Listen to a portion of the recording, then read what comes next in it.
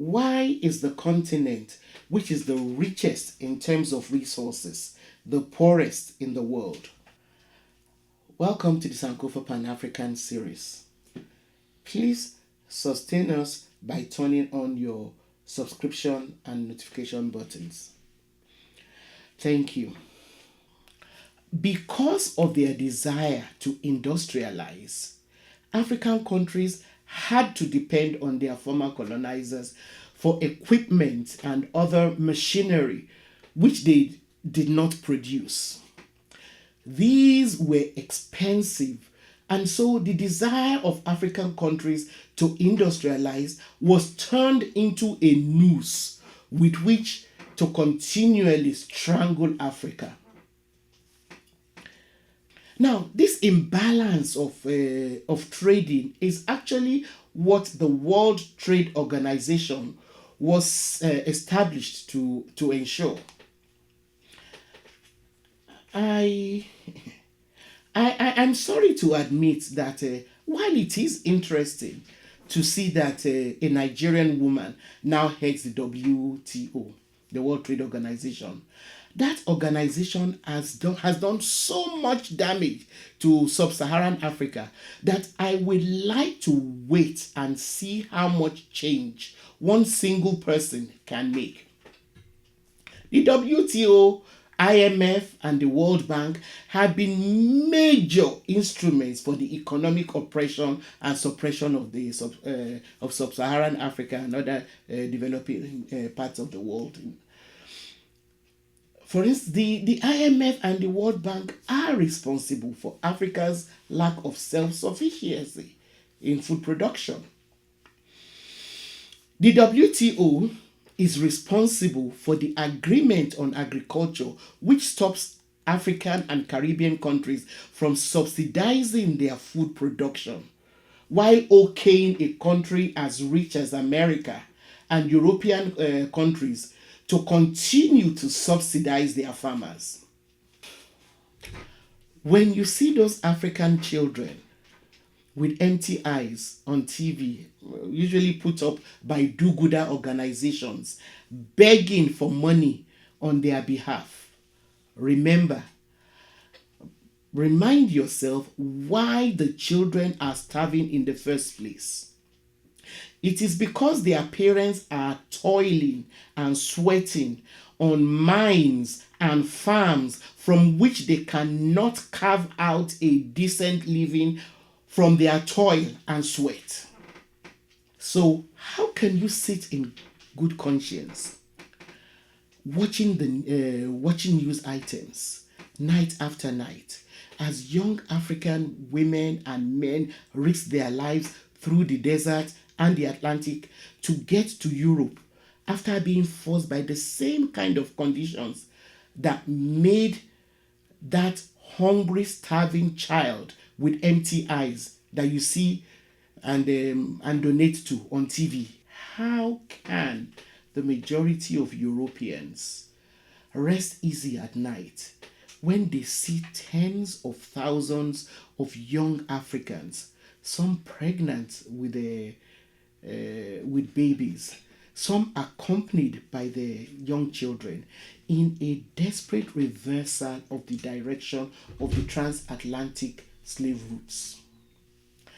How those Africans who had chosen to throw themselves overboard or had died due to the terrible conditions on the slave ships across the Atlantic must be turning in their watery graves at the thought of these young Africans going to be enslaved in Europe. I am really anxious to see how Dr. Ngozi Iweala-Okonjo will ensure that the stranglehold which the WTO has enforced on Africa, the Caribbean, and other developing countries to stop us from industrializing are removed. I can't wait to see what she's going to do about removing those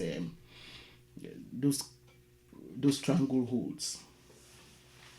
So, why do superpowers give out foreign aid to Africa in billions of dollars every year if they want us to continue to remain poor? You may want to ask. Apologies to American and European celebrities and other do gooders in advance.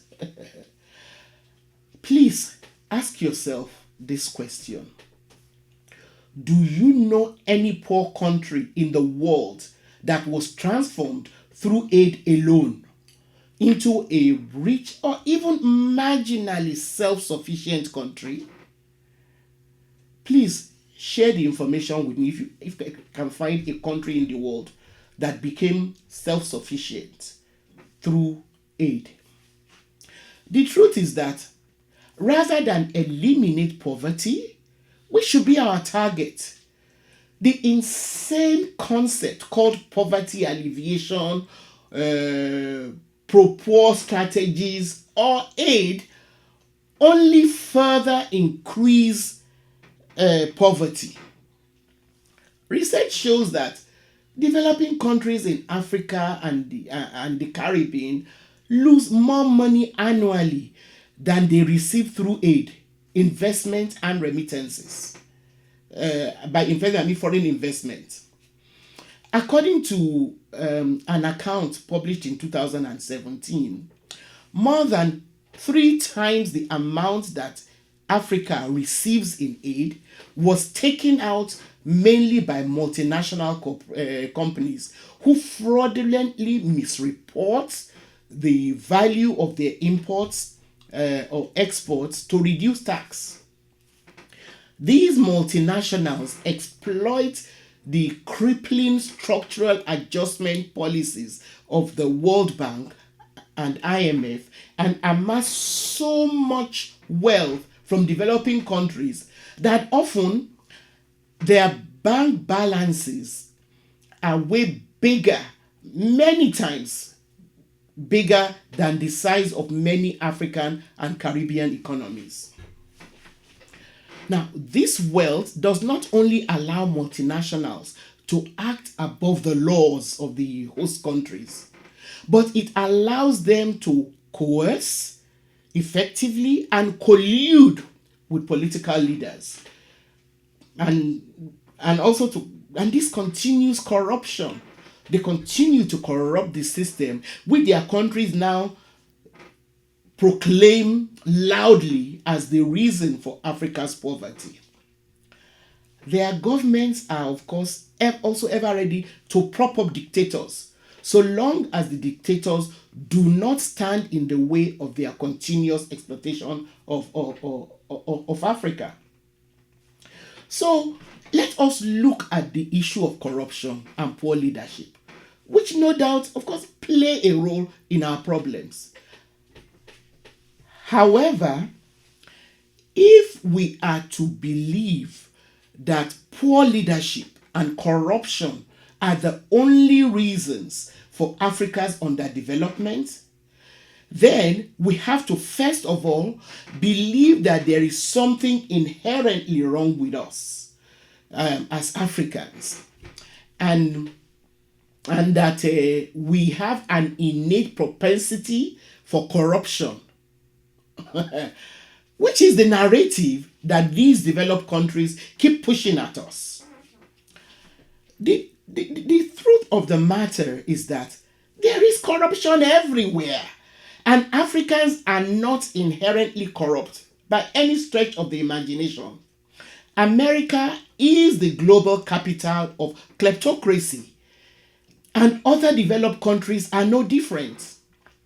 However, while the systems in those countries have been allowed to evolve, so that there are checks and balances to keep corruption from becoming rampageous, the same cannot be said for developing countries, where corruption and poor leadership have actually been groomed. It's like they've been deliberately entrenched. Now, we cannot get away from the fact that even corruption has been and continues to be exploited to work against Africa. Some have even suggested that the very idea of governments of developed countries giving aid was designed to actually start the corruption process in the developing world in the first place. And it has continued to be used to entrench corruption and prop up poor leaders in the name of, one political ideology or another, in the name of, say, democracy. They prop up, poor leaders.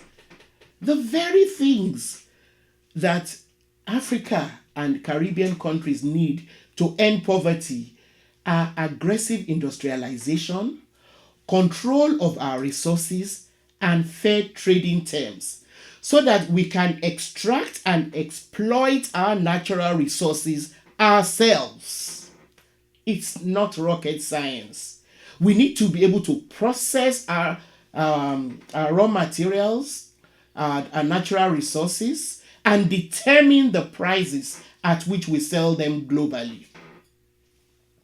As the Yoruba will say, the Chinese do not have two heads. In other words, they are not special. They are a superpower today because they found ways to industrialize. This is why we need to consciously challenge the IMF, the World Bank, and the WTO, even when it is now headed by an African woman. We should not cut them any slack until we see that our interests are being ensured. It is not just enough to add a little black and stare.